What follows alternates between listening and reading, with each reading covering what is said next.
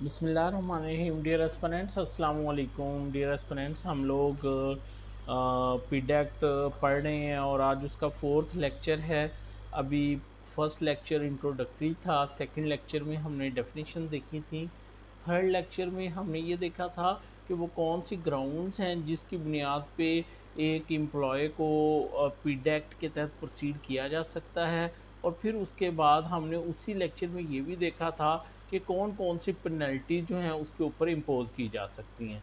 आज हम fourth lecture पढ़ने जा रहे हैं और इसमें हम वो प्रोसीजर देखेंगे जिस प्रोसीजर के तहत वो पेनल्टी जो है वो उसके ऊपर जो है वो क्या की जाएंगी, वो इम्पोज की जाएंगी।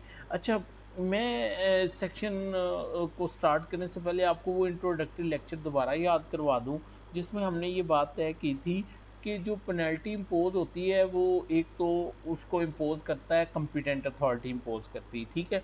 अच्छा, अब कॉम्पिटेंट अथॉरिटी जो है वो भी दो तरीके से पेनल्टी को इम्पोज करती है। एक तो ये है कि वो डायरेक्टली उसको शो का नोटिस देती है और उसका जवाब लेके उसकी पर्सनल हियरिंग करके तो उसके ऊपर पेनल्टी इम्पोज कर देती है।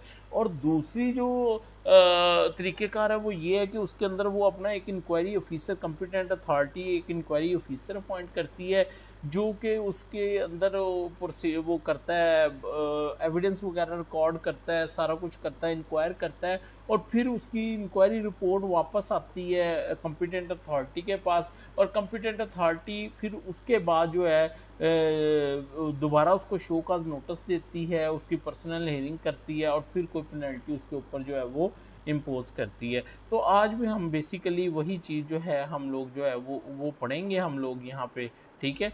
इनिशिएशन ऑफ प्रोसीडिंग, अच्छा बताने की ज़रूरत नहीं है कि आप उर्दू को भी साल लेके चलिएगा, उससे बंदे का कॉन्सेप्ट थोड़ा सा ज़्यादा जो है वो क्लियर हो जाता है।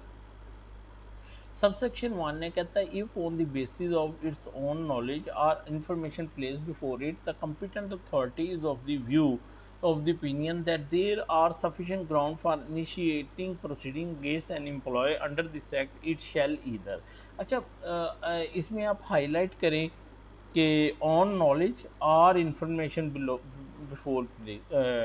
बिफोर इट, इसका मतलब ये है कि how to invoke the provisions of PD Act, how to proceed a person, या मोड ऑफ या mechanism of proceeding employ under section under PD Act that it may be so motu on the basis of own knowledge of the competent authority, or it may be on some complaint or information before the competent authority, ठीक है।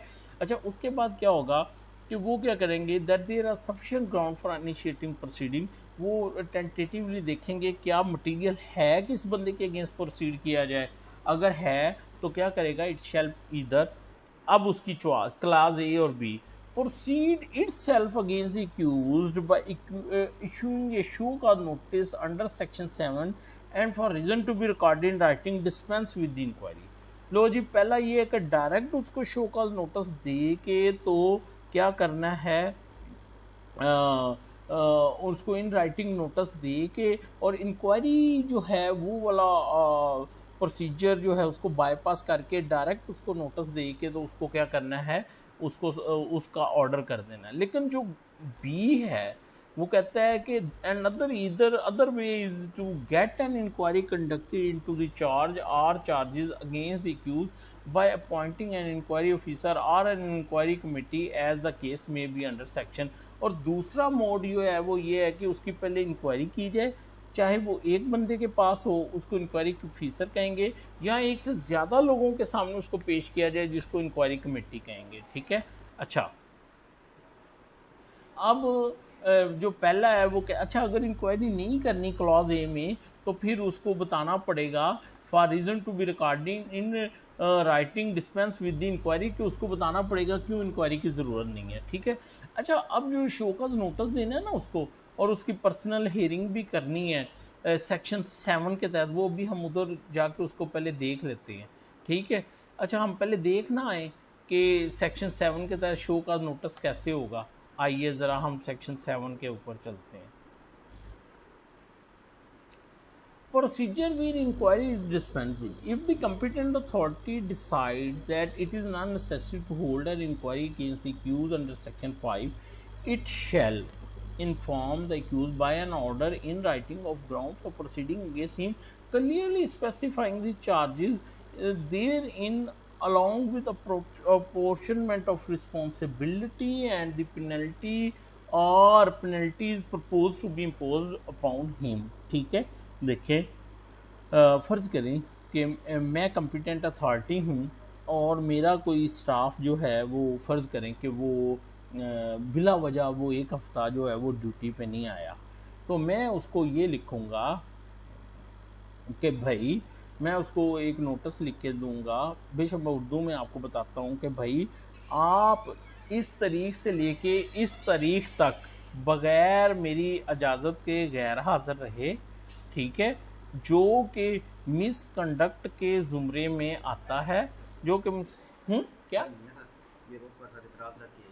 अच्छा, तो मैं अपने उस एहलकार को एक अच्छा जी, मैं अपने उस एहलकार को एक इन राइटिंग उसको एक शो का नोटिस जो कि हम पढ़ रहे हैं वो दूंगा, और उसके अंदर मैं लिखूंगा आप इससे इस तारीख तक बग़ैर इजाज़त, बग़ैर प्रायर इन्फॉर्मेशन आप गैर हाज़िर थे, ये आपके मिसकंडक्ट के ज़ुमरे में आता है, ठीक है, लिहाजा आपको मौका दिया जाता है बज़रिया दिस शो का नोटिस, आपको एक अपॉर्चुनिटी दी जाती है कि आप अंदर 7 यौम तहरीरी जवाब दाखिल करें, ठीक है, कि क्यों ना आपके अगेंस्ट जो है आपका कोई इंक्रीमेंट रोक लिया जाए या आपको बरतरफ कर दिया जाए या आपको जो है वो बर्खास्त कर दिया जाए नौकरी से।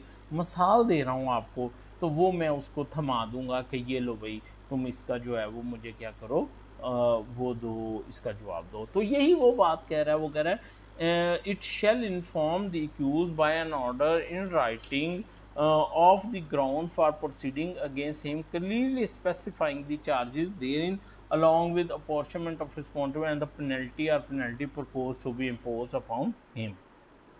अच्छा, अब क्लॉज बी क्या है? Give him a reasonable opportunity of showing cause against the propose action within 7 days of receipt of the order और within such extended period as the competent authority may determine, कि उसको जो है वो show का उसको कम अज़ कम जो है कोर्ट ने 7 दिन का टाइम देना है कि वो अपना जवाब जमा करवा सके, या वो टाइम जो है उसको अथॉरिटी जो है वो उसको फर्दर जो है वो एक्सटेंड भी कर सकती। जी बेटा बोलिए। हैं? कल के लिए नहीं करूँगा, मंडे के लिए, ठीक है, 9/8 चलो ठीक है। अच्छा जी, तो जो है वो कहाँ पे थे हम लोग? अच्छा, तो वो क्लॉज बी भी हो गया इसके अंदर कि उसको वो टाइम दिया जाएगा। उसके बाद क्लॉज सी क्या है? On receipt of reply of accuse within stipulated period और after the expiry if no reply is receive determine whether the charge और charges have been proved against the accuse और not. अब क्या था कि जो कॉम्पिटेंट अथॉरिटी थी उसने पहले लिखा कि भाई इंक्वायरी की ज़रूरत नहीं है, ये डायरेक्ट इसको शो का नोटिस दिया जाता है, ठीक है। अच्छा, और उस शो का नोटिस का जवाब आ गया। अब उस जवाब को सामने रख के कॉम्पिटेंट अथॉरिटी ये देखेगी कि क्या जो उसके अगेंस्ट एलिगेशन चार्ज है वो प्रूफ होता है या नहीं होता, ठीक है। फिर और उसकी बुनियाद पे वो क्या करेगी, उसके ऊपर वो जो पेनल्टी या उसको एक्सेनोरेट कर देगी और या उसके ऊपर पेनल्टी जो है उसको इम्पोज कर देगी। Provided that after receipt of reply to show cause notice from the accused the competent authority except where chief minister himself is the competent shall decide the case within a period of 90 days excluding the time during which the post held by the competent authority remained vacant due to certain reason। लें जी, competent authority के ऊपर भी बार लग गया कि अगर किसी शख्स के अगेंस्ट पीडा एक्ट के तहत प्रोसीड किया है और उसको आपने शो का नोटिस दिया है और उसने जवाब दे दिया है, तो अब आप 90 दिन के अंदर अंदर उसका क्या कर दो, फैसला कर दो। provided further that if the case is not decided by competent authority within prescribed period of 90 days, the accused may file an application before the appellate authority for an early decision of the case, which may direct the competent authority to decide the case within a specified period. अगर competent authority 90 days में फैसला नहीं करती तो उसके पास ये इख्तियार होगा, उसका राइट होगा एक्यूज़ का कि वो एपलेट अथॉरिटी से डायरेक्शन ले कि भाई इसका फैसला करो। क्लॉज डी है afford an opportunity of personal hearing either itself or through the hearing officer before passing an order of penalty under clause F. If it is determined that the charge or charges have been proved against him, provided that the hearing officer shall only be appointed where the competent authority is of rank of secretary to the government of the Punjab or above. लो जी अगली बात clause D देखो, वो ये कहता है कि show cause notice जो है उसका आ गया, रिटन रिप्लाई भी आ गया, अब कोर्ट ने उसकी पर्सनल हियरिंग भी करनी है। अब वो पर्सनल हियरिंग कॉम्पिटेंट अथॉरिटी खुद कर सकती है या वो अपना एक ऑफिसर अपॉइंट कर सकती है जिसको हियरिंग ऑफिसर कहेंगे, और वो भी हियरिंग ऑफिसर सिर्फ उस सूरत में अपॉइंट होगा जब कॉम्पिटेंट अथॉरिटी कम से कम उसका रैंक सेक्रेटरी का हो, ठीक है, तो या सीएम हो, तो उस सूरत में हियरिंग ऑफिसर जो है उसको अपॉइंट किया जा सकता है। तो होप कि आपको समझ आ गई, ठीक है। अच्छा, ये किस वक्त करना है, पर्सनल हियरिंग कब करनी है, जब उसको वो देना है, जब उसको देना है वो क्या कहते हैं, जब उसको पेनल्टी पोज करनी है। अगर नहीं करनी तो फिर पर्सनल हियरिंग नहीं करनी, ठीक है। Exonerate the accused by order in writing if it is determined that the charge और charges have not been proved again, और अगर नहीं तो उसको एक्सोनरेट कर दिया जाएगा। इम्पोज एनी वन और more penalties mention in section 4 by an order in writing if the charge और charges are proved against the accuse, ठीक है। अच्छा, फिर उसके बाद उसको शो काज देने के बाद, रिप्लाई लेने के बाद, पर्सनल हियरिंग के बाद उसके ऊपर पेनल्टी पोज करनी है जैसा कि सेक्शन 4 में कहा गया है, और वो पेनल्टी का भी ऑर्डर जो है वो इन राइटिंग होगा, ठीक है, अगर वो चार्जेस उसके अगेंस्ट क्या हो जाते हैं, प्रूव हो जाते हैं, ठीक है। Provided that where the charge or charges of grave corruption are proved against the accused, the penalty of dismissal from service shall be imposed in addition to the penalty of recovery if any. अगर वो corruption के ज़िम्मे में है तो वो नौकरी से भी निकलेगा और रिकवरी का भी ऑर्डर होगा। Where the charge of absence from duty or period of more than 1 year is proved against the accused, the penalty of compulsory retirement or removal or dismissal from service shall be impose upon the accuse. और अगर वो 1 साल तक बगैर बताए नौकरी से रहा है तो फिर कम से कम उसको उसकी पेनल्टी जो है वो कंपल्सरी रिटायरमेंट होगी, रिमूवल होगी या डिसमिसल होगी, ठीक है। अच्छा, ये अब मैंने आपके सामने ना एक प्रैक्टिकल वो निकाली है एग्जाम्पल, ठीक है, तो मैं इसको पढ़ूंगा ना तो सारा लॉ जो है ना वो क्लियर हो जाएगा आपको, ठीक है। लो जी, Peshawar high court Peshawar dated order in writing है, whereas on ये incharge writ branch reported that writ petition number इतनी टाइटल मुसम्मा Safia Safdar versus chief administrative for hearing on 5/3/2020 in which the honorable court directed the additional registrar judicial to conduct inquiry to the effect that though notice was issued on 13/12/19 for 2 days but no report was available on file to suggest that whether it was served or not। ले जी, उसके ऊपर जो allegation था ना, अब इसमें लिखा ये जा रहा है, आजे अच्छा जी, प्रोसेस सर्वर के ऊपर जो है वो एलिगेशन ये था कि तुमने एक तामील करवा के नोटिस की तो तुमने उसकी रिपोर्ट जमा करवानी थी, रिपोर्ट जो है वो रिकॉर्ड पे जो है वो मौजूद ही नहीं है, ठीक है। तो फिर चीफ जस्टिस साहब ने कह दिया एडिशनल रजिस्ट्रार को, ठीक है, कि आप इसकी इस हद तक जो है वो इंक्वायरी करें, ठीक है, उसको एक नोटिस दे के कि क्यों नहीं वो लगी, वो क्या कहते हैं, रिपोर्ट वगैरह ना। अच्छा, whereas after due process the competent authority dispense with the inquiry. अब वो जो कॉम्पिटेंट अथॉरिटी यानी जिसको अपॉइंट किया गया था उन्होंने कहा जी इंक्वायरी की ज़रूरत नहीं है and adopted shorter period procedure under section 7। और वो जो हमने सेक्शन 7 अभी पढ़ा है वो उन्होंने जो है वो उसको उन्होंने अडॉप्ट किया। और अच्छा इसके रूल्स भी हैं, एफिशिएंसी एंड डिसिप्लिन रूल्स, वो भी हम देखेंगे, ठीक है। Where the discipline proceeding were initiated against the accused official of the court under rule upon the charge of misconduct, ठीक है। तो फिर उसके बाद क्या हुआ, whereas show cause notice was issued to the यानी and he was asked why one और more penalties as provided may not be imposed on him and whereas he submitted the prior to show cause notice as was personally heard. देखे वो personal hearing भी आ गई। Whereas the accused official was confronted with these 7 different departmental proceeding pending and decided against him, including the censure issued previously. He was also confronted with the order decision, and now as the accused official has committed the same default again and again, therefore charge against the accused official is proved, making him liable for major penalty. Therefore major preventive dismissal of service is imposed upon the accused official under rule this ये जज़ाकल्लाह। लो जी बोलिए जी, समझ आ गई आपको। तो अभी हमने जो पढ़ा उसको हमने प्रैक्टिकली भी देख लिया कि वो किस तरह से जो है वो होगा, ठीक है। अच्छा अब हम वापस चलें ज़रा सेक्शन 5 के ऊपर, क्योंकि वो बीच में सेक्शन 7 आ गया था तो हमने कहा कि हम उसको पढ़ लें। अच्छा यहाँ पे थे हम कि सॉरी यहाँ पे थे हम एक हम पढ़ रहे थे कि वो डिस्पेंस विद करके इंक्वायरी, तो वो सेक्शन 7 का नोटिस दे के तो उसको डिसमिस कर सकते हैं। इवन शो का नोटिस देने की भी ज़रूरत नहीं है। एक तो ये ना कि इंक्वायरी करने की ज़रूरत नहीं है, even show cause notice personal hearing करने की भी ज़रूरत नहीं है। वो नीचे प्रोवाइजो में लिखा हुआ है, नहीं मैं दिखाता हूँ आपको।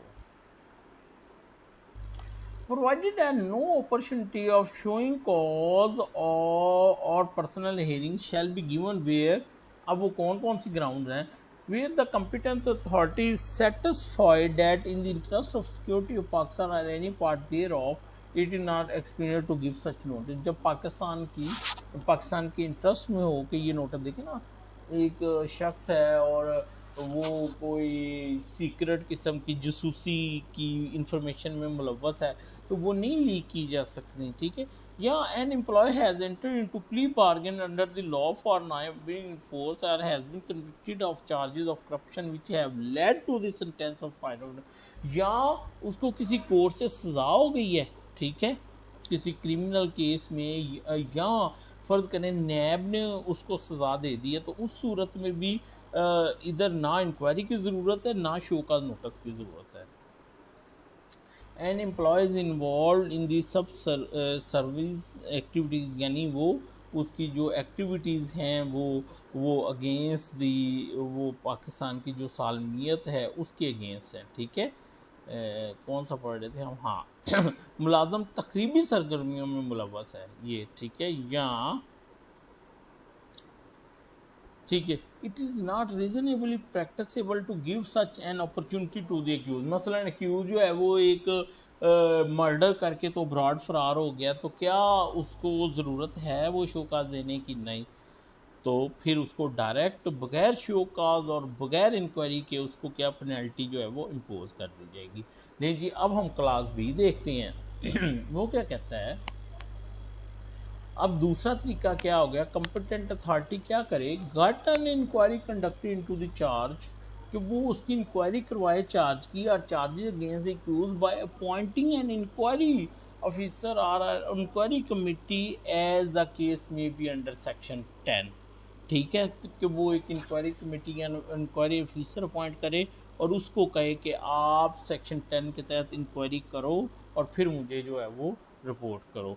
तो अब सेक्शन 10 को इसके साथ मिला के पढ़ लेते हैं, एक मिनट। 7 तो हो गया ना, वो भी कर लेते हैं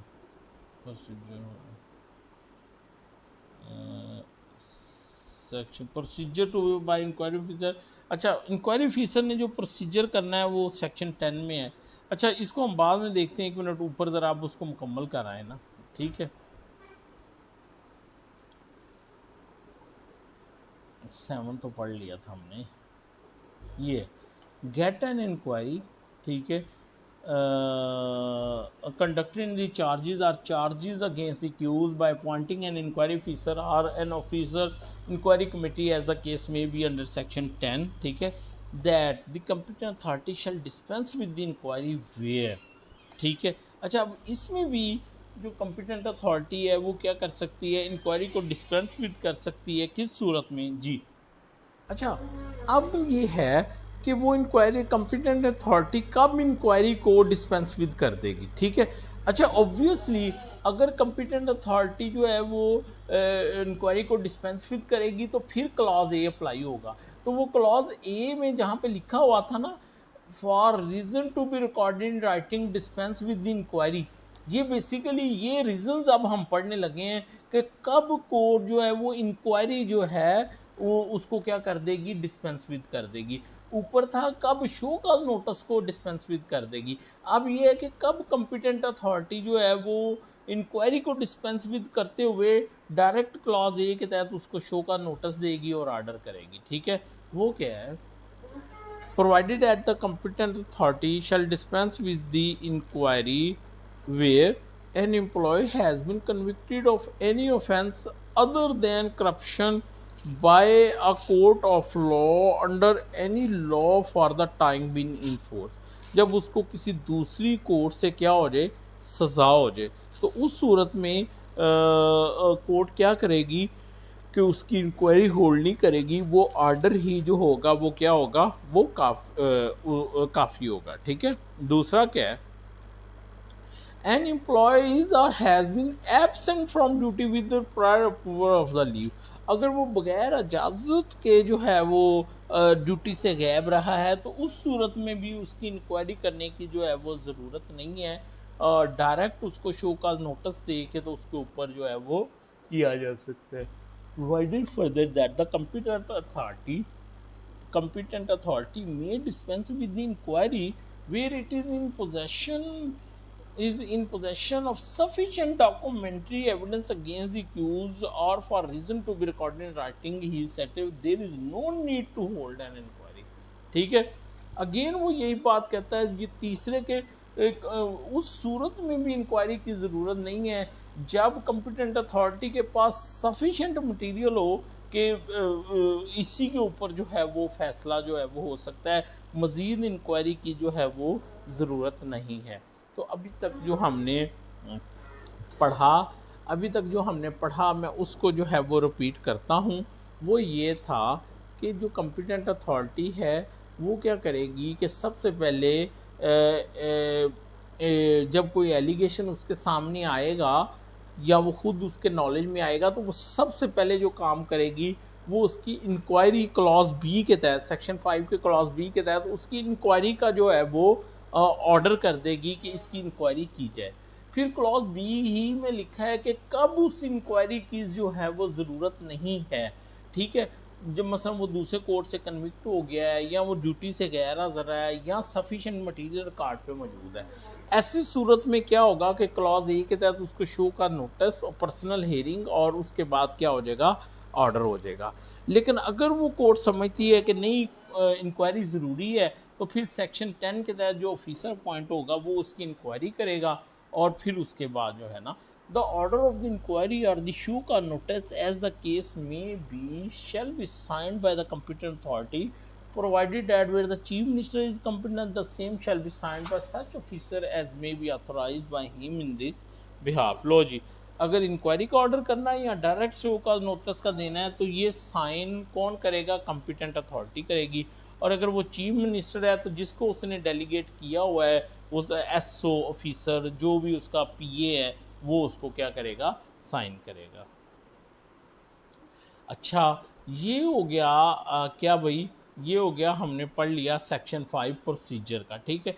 अच्छा, अब बीच में एक चीज़ आ गई सस्पेंशन, ये प्रोसीजर से थोड़ी सी हटके है। ये कहता है an employee against whom action is propose to be initiated under section 5 may be placed under suspension for a period of 90 days if in the opinion of the competent authority suspension is necessary or expedient and if the period of suspension is not extended for a further period of 90 days within 30 days of the expiry of initial period of suspension, the employee shall be deemed to be reinstated. लें जी सुनिएगा, वो ये कहता है कि जिस बंदे के अगेंस्ट कार्रवाई शुरू होने लगी है ना पीडी एक्ट के तहत, उसको सस्पेंड भी किया जा सकता है। लेकिन अगर 90 दिन गुजर गए जिसके दौरान वो इंक्वायरी डिसाइड होनी थी, और फिर उसके बाद भी 30 दिन गुजर गए कि उसको वो इंक्वायरी के पीरियड को एक्सटेंड भी नहीं किया गया, तो वो बंदा ऑटोमेटिकली क्या हो जाएगा, वो बहाल हो जाएगा अपनी नौकरी पे। ठीक है, provided at the continuation of the period of suspension shall require the prior approval of the competent authority for each period of extension। ले जी एक्सटेंशन कौन करेगी, वो competent authority करेगी। ठीक है, अच्छा जी आगे procedure with inquiries dispense with, ये हमने पढ़ लिया।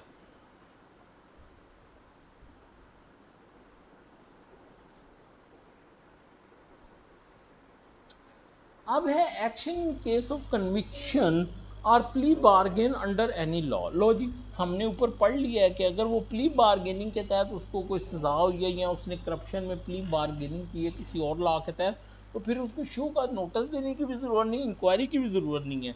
या अगर वो प्रीवियसली कन्विक्ट हो गया तो फिर उसको उसकी ज़रूरत नहीं है इंक्वायरी की, लेकिन उसको शो का नोटिस जो है वो दिया जाएगा। ठीक है, वो कहता है जहाँ पे ऐसा केस सामने आ जाए कि एक गवर्नमेंट एम्प्लॉय को कन्विक्शन हो गई है या वो कहीं पे प्ली बार्गेन कर आया है, तो अब क्या होगा।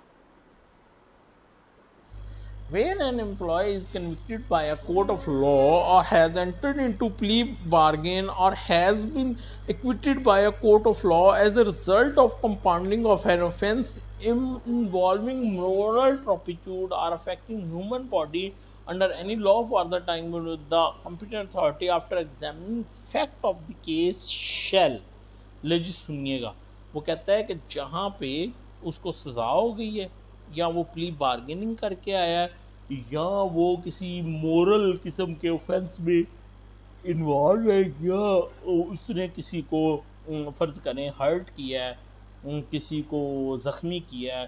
ठीक है, तो उस सूरत में कॉम्पिटेंट अथॉरिटी क्या करेगी, उस केस को एग्जामिन करने के बाद उसको नौकरी से निकाल देगी। Where the employee dismiss the employee where he has been convicted of the charges of corruption or has entered into plea bargain and has returned the assets or gain acquired through corruption or corrupt practice voluntarily। लो जी, जहाँ उसको dismiss कर देगी नौकरी से जब अगर वो क्या हो गया, उसको सजा हो गई है करप्शन के चार्जेस में और उसने प्ली बार्गेनिंग कर ली है और उसने वो जो चीज़ें करप्शन से बनाई थी वो भी उसने क्या की हैं, वापस की हैं।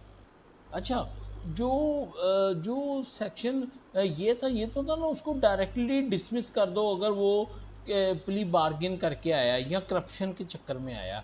अब क्लॉज बी है कि नहीं, उसको एक मौका दो, उसको शो का नोटिस दो अगर वो करप्शन के अलावा किसी चार्ज के ऊपर वो कन्विक्ट हुआ है। तो बच्चों बेसिकली ये जो चीज़ है ना, अभी मैं बताता हूँ, तीसरा भी पढ़ लें।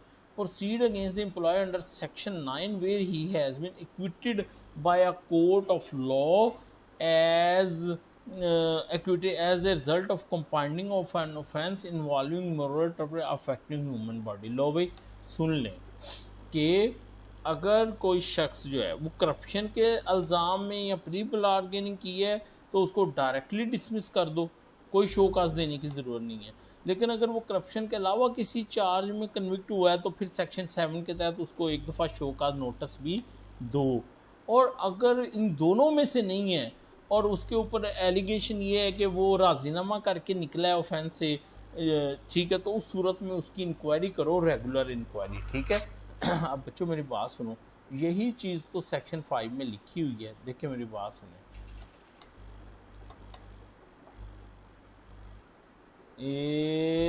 यहाँ पे क्या लिखा हुआ था, इट शैल ईदर, ठीक है, proceed against the accused show cause notice under 7 and for reason to be recorded dispense with the inquiry.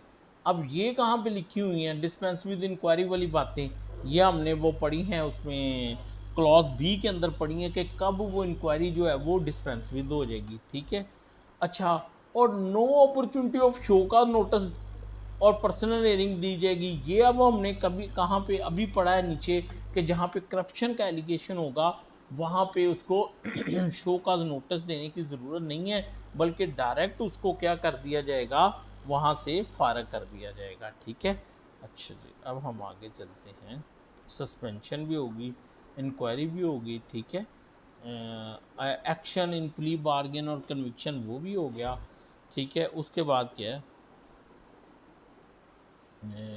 अब आ जाते हैं हम सेक्शन 9 के ऊपर। Procedure to be followed by competent where inquiry is necessary. लो जी, अब हम ऊपर तो हम ये ग्राउंड्स पढ़ के आए हैं ना कि कब इंक्वायरी होनी है, कब इंक्वायरी नहीं होनी, और कब अगर इंक्वायरी नहीं होनी तो कब उसको शो का नोटिस देना है, कब नहीं देना, वो तो हम ऊपर पढ़ के आए थे ना। अब अगर इंक्वायरी का ऑर्डर हो गया है तो वो इंक्वायरी कैसे होगी, तो ये आ गया section 9। Procedure to be followed by computer when inquiry is necessary if the competent authority decide that it is necessary to hold an inquiry against the accused under section 5, it shall pass an order of inquiry in writing such which shall include। लो जी देखें, पहले competent authority ने क्या किया, inquiry dispense with करके show cause notice दे के तो उसको सजा दे दी थी, लेकिन अब अगर वो समझती इंक्वायरी होनी ज़रूरी है तो वो पहले एक इंक्वायरी ऑर्डर करेगी। ठीक है, और उस इंक्वायरी ऑर्डर में क्या लिखा होगा, अपॉइंटमेंट ऑफ एन ऑफिसर और an inquiry committee, appointment of inquiry officer or an inquiry committee provided at the inquiry officer convener or the convener of inquiry committee as the case may be shall be पानी दो बेटा, shall be of a rank senior to the accused and where two or more accused are proceeded against jointly, the inquiry officer or the convener of the inquiry committee shall be of a rank senior to the senior most accused। लो जी, अब वो जो order है उसमें inquiry officer का नाम लिखा जाएगा या इंक्वायरी कमेटी का नाम लिखा जाएगा जो उसकी क्या करेगी, इंक्वायरी करेगी, और उनमें से इंक्वायरी ऑफिसर या कमेटी में जो ऑफिसर का रैंक होगा वो एक्यूज के रैंक से अबव होगा। ठीक है, नंबर 2, उस ऑर्डर में ये लिखा होगा द ग्राउंड फॉर प्रोसीडिंग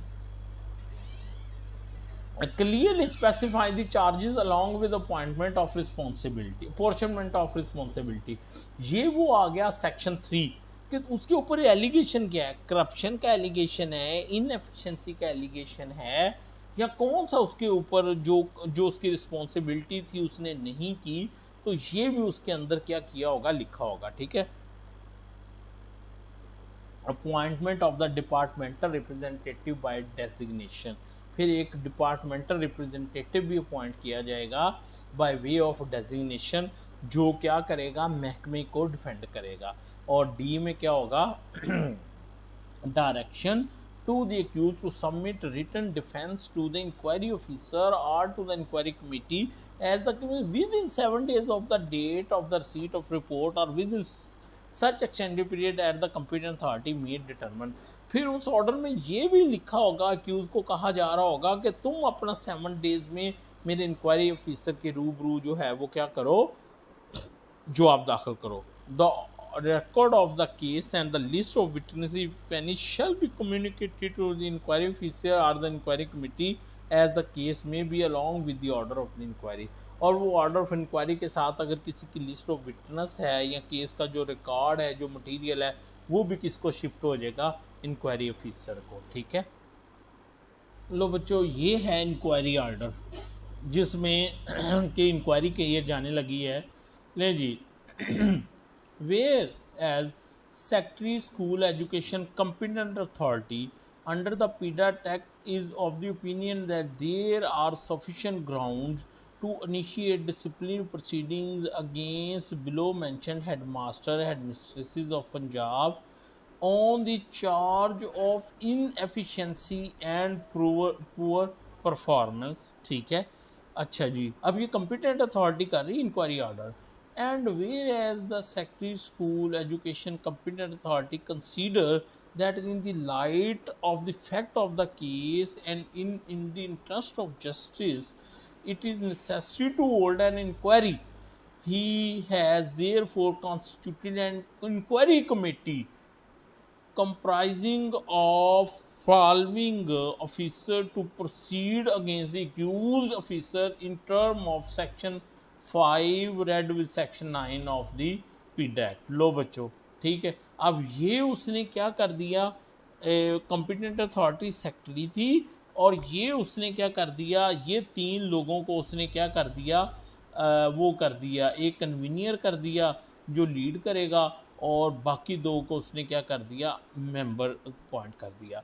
अच्छा, तो वो हमने जो पढ़ा था कि जो इंक्वायरी ऑर्डर इन राइटिंग होगा, ऑर्डर होगा, और कॉम्पिटेंट अथॉरिटी उसमें सबसे पहले इंक्वायरी ऑफिसर या इंक्वायरी कमेटी मुकर्रर करेगी, वो वाला ऑर्डर मुकम्मल हो गया।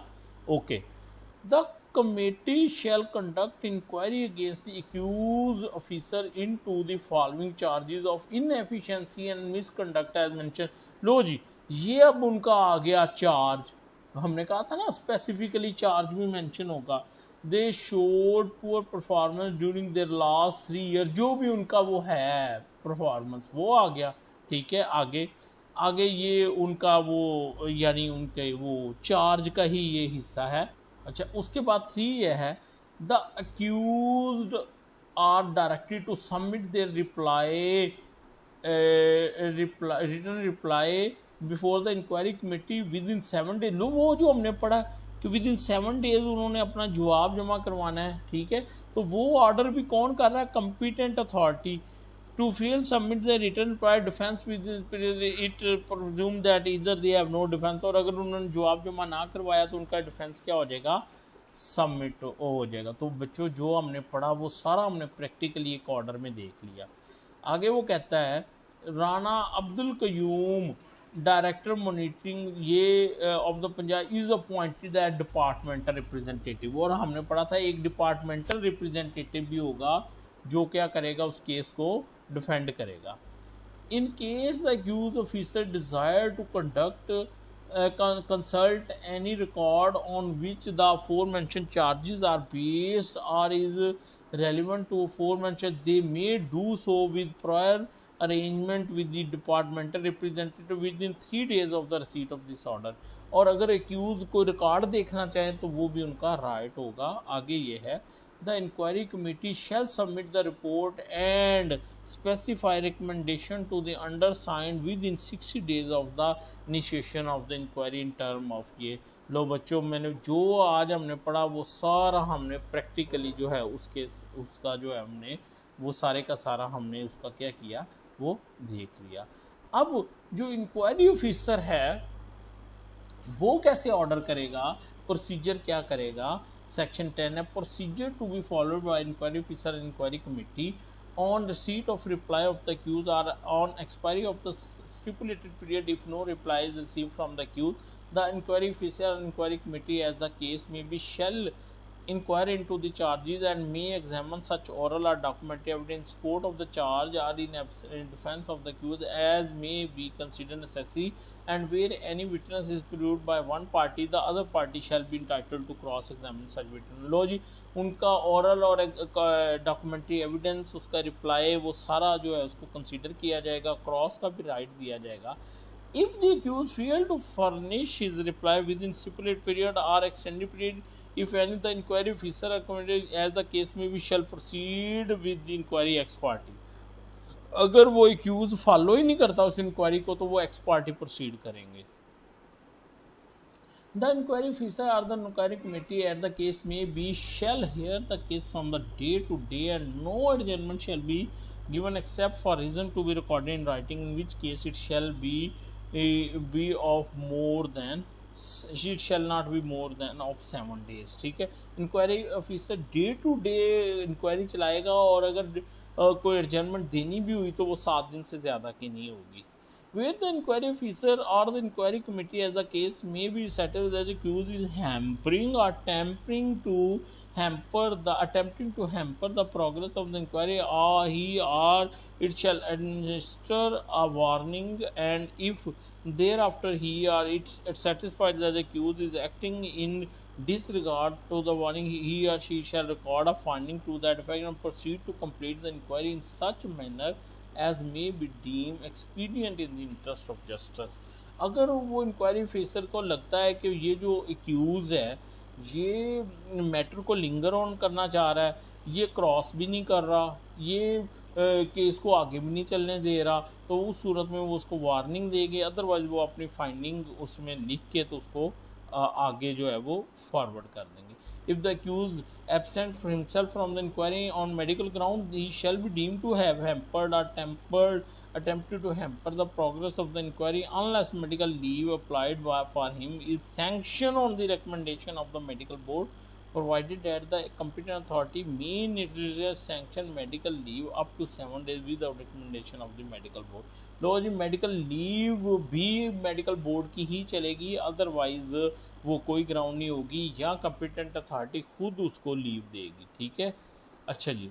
The inquiry officer or the inquiry committee as the case may be shall submit his or his report containing clear finding as to whether the charge or charges have been proved or not, and specific recommendation regarding exoneration or imposition of penalty to the competent authority within 6 days of the initiation of the inquiry।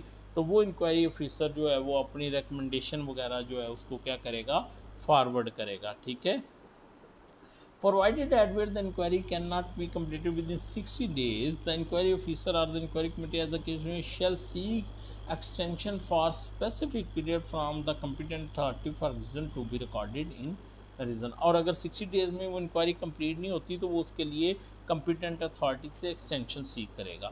Provided further that the inquiry shall not be vitiated merely on the ground of non observance of time schedule for completion of inquiry. Further ये है कि जो inquiry इसी बुनियाद पे vitiate ख़त्म नहीं हो जाएगी कि जी वो विद इन टाइम मुकम्मल नहीं हुई। Provided further that the recommendation of the inquiry officer or the inquiry committee as the case में be shall not be binding on competent authority. और इंक्वायरी कमेटी की जो रिकमेंडेशन होंगी वो कंपिटेंट अथॉरिटी के ऊपर बाइंडिंग नहीं होंगी। अच्छा, अब सेक्शन 11 है कि वो inquiry officer or inquiry committee की पावर्स क्या हैं। For the purpose of an inquiry under this act, the inquiry officer and the inquiry committee shall have the power of a civil court trying a suit under code of in respect of the following: summoning and enforcing attendance of any person examining him on oath, requiring the discovery and production of document, receiving evidence and affidavit, and issuing commission for the examination of the witness of document। Proceeding under this act shall be deemed to be judicial proceeding within meaning of section 193 and 228 of the Pakistan Penal Code। क्यों? मतलब कि अगर कोई false evidence देता है तो 193 के तहत प्रोसीड होगा, और अगर कोई कोर्ट की प्रोसीडिंग को इंटरप्ट करता है तो वो 228 के तहत जो है वो क्या होगा, प्रोसीड होगा। तो ये होगी पावर्स ऑफ इंक्वायरी ऑफिसर, वो सीपीसी वाली पावर जो है वो एक्सरसाइज कर सकता है।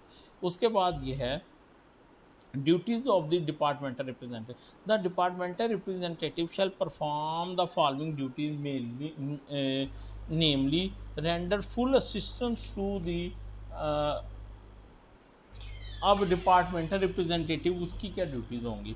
Duties of the departmental representative, departmental shall perform the following duties namely render full assistance to the inquiry officer or the inquiry committee or hearing officer or the authority concerned as the case may be during the proceeding, where he shall be personally present and fully proceed with all the relevant record relating to the case and each date of hearing। ये तो बड़ा cross examine the witnesses produced by the accused and with permission of the inquiry committee as the case may be the prosecuting witness in case of their turning hostile। ठीक है, और अगर वो hostile हो जाते हैं तो फिर वो अपने ही गुहान को क्या करेगा, वो करेगा क्रॉस करेगा। Rebut the ground of defence offered by accuse before hearing officer or the authority. और वो जो दूसरी तरफ से एक्यूज की तरफ से जो ग्राउंड है वो उसको क्या करे, उसको रिबट कर सके, उसके बारे में एविडेंस दे सके। अच्छा जी, ऑर्डर 13 क्या है?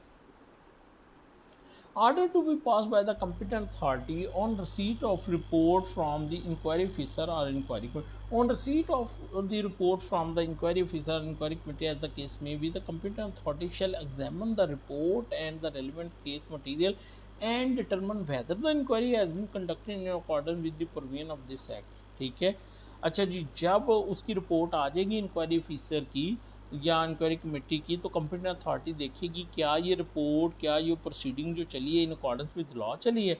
If the competent authority is satisfied that inquiry has been conducted in accordance with the provision, it shall further determine whether the charge और charges has been proved against the accused or not.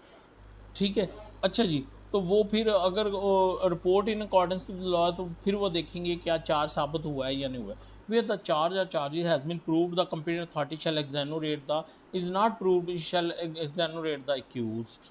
ठीक है, by an order in writing. अगर वो समझते हैं charge नहीं साबित हुआ तो वो उसको क्या कर देंगे, एग्जैनोरेट हो जाएगा। ठीक है, वेयर द चार्ज और charges have been proved against the accused the competent authority shall issue a show cause notice to the accused by which it shall. लो जी, अब इंक्वायरी के बाद फिर क्या आ गया वो आ गया शो का नोटिस आ गया। Inform him of charges proved against him and the penalty or penalty proposed to be imposed upon him by the inquiry officer. उसको बताया जाएगा कि तुम्हारे अगेंस्ट ये चार्ज था, तुम्हारी इंक्वायरी हुई है और इंक्वायरी ऑफिसर ने ये तुम्हारे अगेंस्ट पेनल्टी जो है वो इम्पोज की है। Give him reasonable opportunity of showing cause against the penalty or penalty proposed to be imposed upon him and to submit as why one और more of the penalty provision in the section may not be imposed upon him and submit additional defense in writing if any within 7 days of the receipt of notice before itself or the hearing officer as the case may be। फिर उसको एक opportunity भी दी जाएगी कि तुम ये जो तुम्हारे अगेंस्ट उसने प्रपोज्ड उसका कहा है पेनल्टीज का, अगर तुम कहना चाहते हो कुछ तो कह लो इन राइटिंग। ठीक है, indicate the date of personal hearing or appoint a hearing officer to afford an opportunity of the personal hearing on this behalf, provided that the hearing officer shall only be appointed with the competent authorities of the rank of secretary to the government of the Punjab or above। फिर वो क्या करेगा कि personal hearing की date मुकर्रर करेगा जिस दिन होगा, या एक हेयरिंग ऑफिसर अपॉइंट कर देगा जो उसकी पर्सनल हेयरिंग करेगा। ठीक है, और वो हेयरिंग ऑफिसर तब होगा जब वो जो जो कंपिटेंट अथॉरिटी है वो जो वो सीएम हो या उसका सेक्रेटरी हो। ठीक है, provided a copy of the inquiry report to the, provide a copy of the inquiry, अच्छा उसको उस रिपोर्ट की एक कॉपी भी दी जाएगी। ठीक है, direct the departmental representative to appear with all relevant record on the date of hearing before himself और द हियरिंग ऑफिसर, और जिस दिन उसकी हियरिंग होगी एक्यूज की पर्सनल हियरिंग डिपार्टमेंटल रिप्रेजेंटेटिव भी मौजूद होगा। ठीक है, after affording personal hearing to the accused or on receipt of the report of the hearing the competent authority shall keep in view the finding and of the inquiry committee as the case may be, fact of the case and defense ordered by accused during personal hearing by an order in writing। वो सारे material को देखते हुए वो क्या करेगी, एक्सैनोरेट दी accused, या उसको एक्सैनोरेट कर देगी या इम्पोज एनी वन और मोर ऑफ द, या सेक्शन 4 के तहत जो पेनल्टीज हैं वो उसके ऊपर क्या कर देगी, इम्पोज कर देगी। Provided at where the charge of grave corruption are proved against the accused, the penalty of dismissal from service shall be imposed in addition to the penalty of recovery। ये तो हमने पहले भी पढ़ा था। where charge of absence from duty or period of more than 1 year is proved against the penalty of compulsory retirement or removal or dismissal from service shall be imposed upon the accused। ठीक है, where the competent authority is satisfied that the inquiry proceeding have not been conducted in accordance with the provision of the act or the facts and merits of the case have been ignored or there are other sufficient ground, it may after recording this in writing either remand the inquiry to the inquiry officer or the inquiry committee as the case may be with such direction as the competent authority may like to give और मे order आ de novo inquiry. ठीक है, या वो de novo inquiry का भी कह सकते हैं या स्पेसिफिक डायरेक्शन के साथ उसको रिमांड कर सकती है कि इन पॉइंट्स के ऊपर तुम दोबारा इंक्वायरी करो। After receipt of inquiry report the competent authority except where the chief minister himself is competent shall decide the case within a period of 60 days excluding the time during which the post held by the competent authority remain vacant due to certain reason। ठीक है, अच्छा जो inquiry officer की report आने के बाद वो जो कंपिटेंट अथॉरिटी है वो क्या करेगी कि वो उसको 60 दिन के अंदर अंदर उस इंक्वायरी का फैसला करेगी। The cabinet committee on legislation may allow further time if it is satisfied that the competent authority could not decide the case within 60 days for reason to beyond the control। ठीक है, अच्छा जी, जो legislation की cabinet committee है वो मज़ीद time extend कर सकती है किस चीज़ का, अगर कम्पिटेंट अथॉरिटी ने विद इन 60 डेज वो केस डिसाइड नहीं किया। If the case is not decided by computer within a period of 60 days, the accused may file an application before the appellate authority for early decision of the case, which may direct the competent authority to decide within a specific। और अगर उसका case with in time decide नहीं हुआ तो वो appellate authority के पास क्या कर सकता है, वो कर सकता है, अपील कर सकता है। पर्सनल है the authority affording personal hearing or the hearing officer on receiving an order of the point shall by an order in writing call the accused and the department representative along with relevant record of the case to appear before for personal hearing of the accused। जब personal hearing का order हो गया तो वो competent authority या वो hearing officer उसको call करेगा, departmental representative को भी करेगा। After affording personal hearing to the accused, the authority of the hearing officer shall in relation to the case and the connection of the accused during the hearing record his remarks in writing and in case of hearing officer submit a report to the authority so appointed him with such include। लो जी, अगर वो खुद है competent authority तो वो उसके बारे में remarks देगी पर्सनल हेयरिंग के बारे में, और अगर वो हेयरिंग ऑफिसर है तो वो उसकी रिपोर्ट सबमिट करेगा और उस रिपोर्ट में क्या होगा, summary of the inquiry report where inquiry was conducted और summary of the defence offered by the, कि वो उसके अगेंस्ट एलिगेशन क्या थे और उसका डिफेंस क्या था। ठीक है, show cause notice or ground of appeal or review filed under section as the case में भी। ठीक है, अगर कोई अपील वगैरह फाइल हुई तो उसकी क्या ग्राउंड थी, summary of defence offered by the accused during hearing, और जो उसने डिफेंस दिया उसकी होगा, और view of the departmental representative वो भी उसके अंदर होगा। ठीक है, अब सेक्शन 15 है, वो कहता है provide procedure of inquiry against officer land to other government. जब डेपुटेशन पे चले जाते हैं या दूसरे डिपार्टमेंट में चले जाते हैं तो अब उन ऑफिसर्स का कैसे होगा inquiry, where the services of the employee are transferred or lent to any other government department, corruption corporation, corporate authority, secretary body or other organisation institution hereinafter to the borrowing organisation, the competent authority for the post against which such employee is posted in the borrowing organization may suspend him under section 6। अब जिस वक्ती तौर पे जिस organisation में गए हैं वो उनको क्या कर सकते हैं, सस्पेंड कर सकते हैं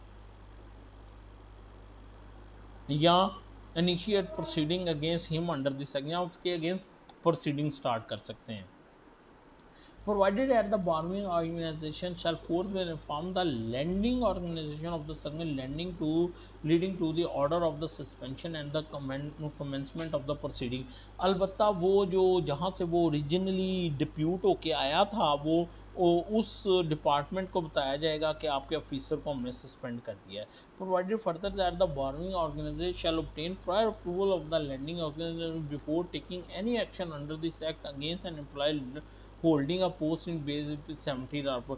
अलबत्ता अगर वो 70 स्केल या उससे अबव का है एम्प्लॉय तो फिर वो जो लैंडिंग ऑर्गेनाइजेशन है उससे इजाज़त लेनी ज़रूरी होगी। ठीक है, if in the light of the finding of the proceeding taken against the accused in term of the borrowing organization is of the opinion that any penalty may have to be imposed and it shall transmit the record of the proceeding to the lending organization and the competent authority in the lending organization shall take over action against the accused। अच्छा, वो अगर वो proceeding करने के बाद borrowing organisation को लगता है कि इसकी पेनल्टी पोज होनी चाहिए तो वो सारे का सारा रिकॉर्ड किसको, उस कॉम्पिटेंट अथॉरिटी को रेफ़र कर देगी जिसके तहत वो ओरिजिनल यानी ओरिजिनल जो ऑर्गेनाइजेशन है उसकी कॉम्पिटेंट अथॉरिटी को रेफ़र कर देगी। Notwithstanding anything to the contrary contained in subsection 1 and 2, the Chief Minister may in respect of certain employees or classes of employees authorize any officer authority in borrowing organization to exercise all power of competent authority।